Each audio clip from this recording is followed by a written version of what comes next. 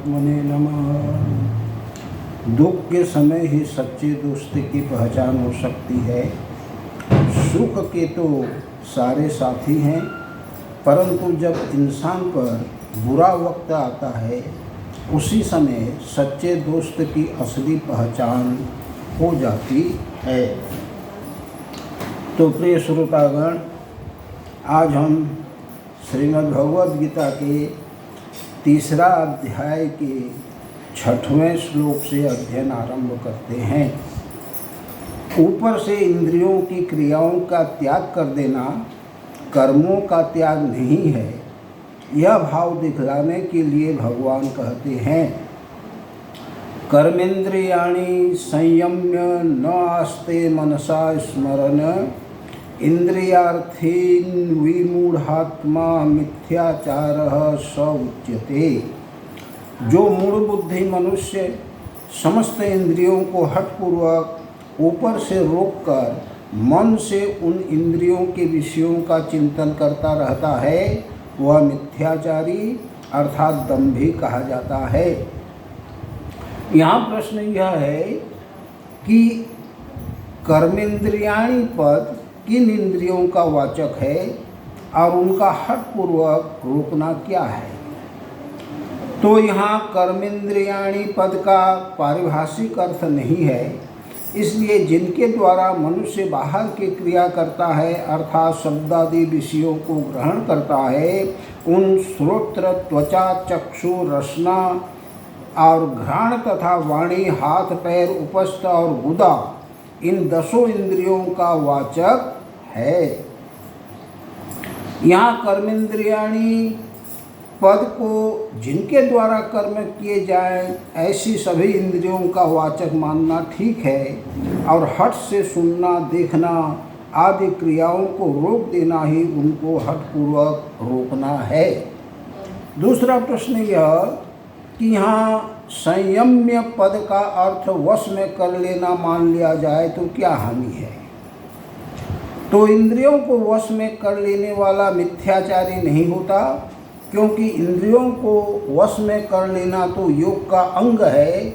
इसलिए यहाँ संयम्य का अर्थ जो ऊपर किया गया है वही ठीक है। अन्य प्रश्न यह कि इंद्रियार्थान पद किनका वाचक है। 10 इंद्रियों के शब्दादि समस्त विषयों का वाचक यहाँ इंद्रियार्थान पद है। तो इस प्रकार अब आसक्ति का त्याग करके इंद्रियों द्वारा निष्काम भाव से कर्म योग करने वाले योगी की प्रशंसा करते हैं। यस्तु इंद्रियाणि मनसा नियम्यारभतेर्जुन कर्मेन्द्रिये कर्मयोगमसक्तः स विशिष्यते। किंतु हे अर्जुन, जो पुरुष मन से इंद्रियों को वश में करके अनासक्त हुआ समस्त इंद्रियों द्वारा कर्म योग का आचरण करता है वही श्रेष्ठ है। प्रश्न यह कि यहाँ तू पद का क्या भाव है। तो ऊपर से कर्मों का त्याग करने वाले की अपेक्षा स्वरूप से कर्म करते रहकर इंद्रियों को वश में करने वाले योगी की विलक्षणता बतलाने के लिए यहाँ तू पद का प्रयोग किया गया है।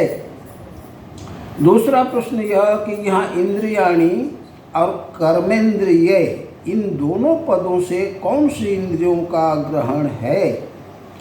तो यहाँ दोनों ही पद समस्त इंद्रियों के वाचक हैं, क्योंकि न तो 5 इंद्रियों को वश में करने से इंद्रियों का वश में करना ही सिद्ध होता है, और न केवल 5 इंद्रियों से कर्म योग का अनुष्ठान ही हो सकता है, क्योंकि देखना सुनना आदि के बिना कर्म योग का अनुष्ठान संभव नहीं। इसलिए उपयुक्त दोनों पदों से सभी इंद्रियों का ग्रहण है। अन्य प्रश्न यह कि यहाँ नियम्य पद का अर्थ वश में करना न लेकर रोकना लिया जाए तो क्या आपत्ति है। तो रोकना अर्थ यहाँ नहीं बन सकता, क्योंकि इंद्रियों को रोक लेने पर फिर उनसे कर्म योग का आचरण नहीं किया जा सकता। अन्य प्रश्न यह कि समस्त इंद्रियों द्वारा कर्म योग का आचरण करना क्या है। तो समस्त विहित कर्मों में तथा उनके फल रूप इस लोक और परलोक के समस्त भोगों में राग द्वेष का त्याग करके एवं सिद्धि असिद्धि में सम होकर वश में की हुई इंद्रियों के द्वारा शब्दादि विषयों का ग्रहण करते हुए जो यज्ञ दान तप अध्ययन अध्यापन प्रजापालन लेन देन रूप व्यापार और सेवा एवं खाना पीना सोना जागना चलना फिरना उठना बैठना आदि समस्त इंद्रियों के कर्म शास्त्र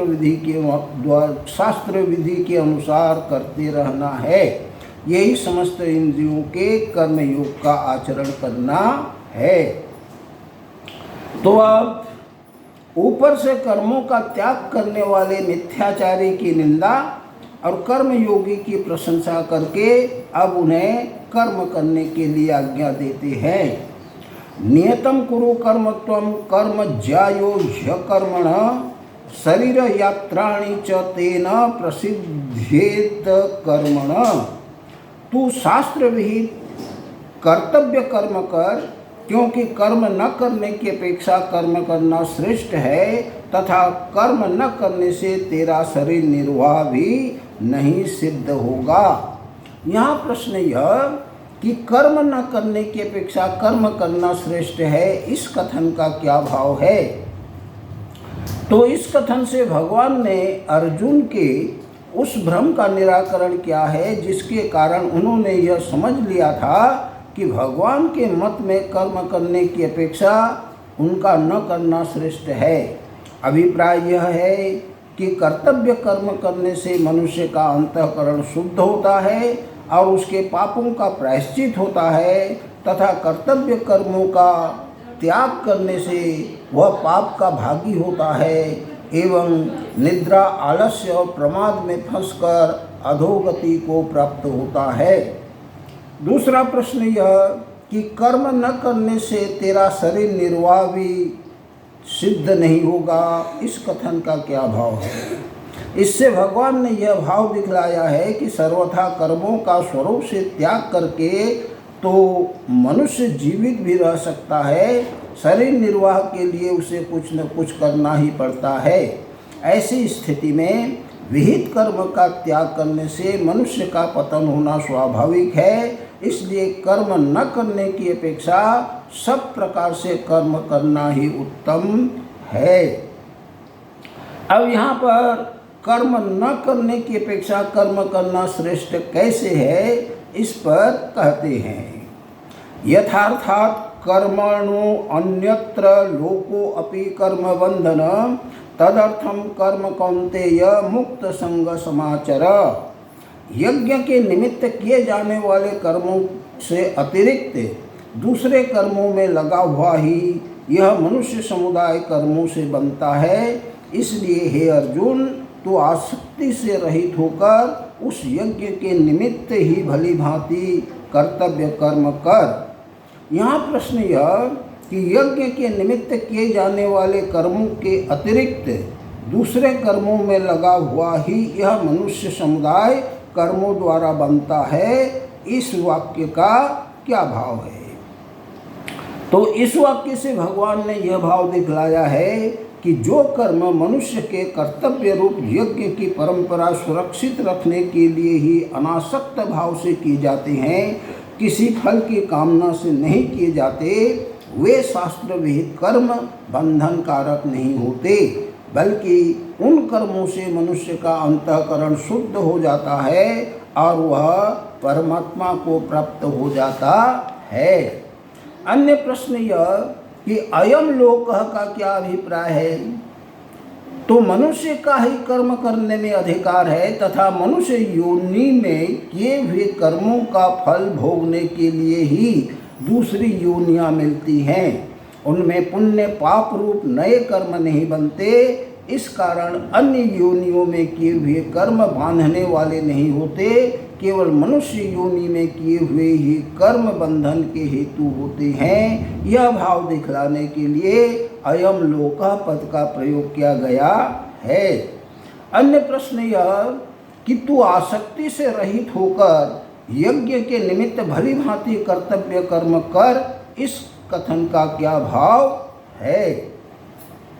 तो इसका उत्तर यह कि इससे भगवान ने यह भाव दिखलाया है कि अनासक्त भाव से यज्ञ के निमित्त किए जाने वाले कर्म मनुष्य को बांधने वाले नहीं होते, बल्कि ऐसे कर्म करने वाले मनुष्य के पूर्व संचित समस्त पाप पुण्य भी विलीन हो जाते हैं। इसलिए तुम ममता और आसक्ति का सर्वथा त्याग करके केवल शास्त्र भेद कर्तव्य कर्मों की परंपरा सुरक्षित रखने के उद्देश्य से निष्काम भाव से समस्त कर्मों का उत्साहपूर्वक भली भांति आचरण करो। तो यहाँ पर जिज्ञासा होती है कि यज्ञ किसको कहते हैं, उसे क्यों करना चाहिए और उसके लिए कर्म करने वाला मनुष्य कैसे नहीं बंधता।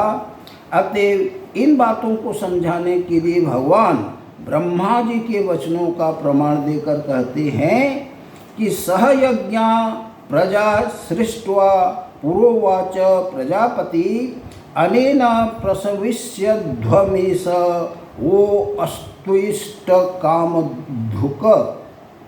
प्रजापति ब्रह्मा ने कल्प के आदि में यज्ञ सहित प्रजाओं को रच कर उनसे कहा कि तुम लोग इस यज्ञ के द्वारा वृद्धि को प्राप्त हो और यह यज्ञ तुम लोगों को इच्छित भोग प्रदान करने वाला हो।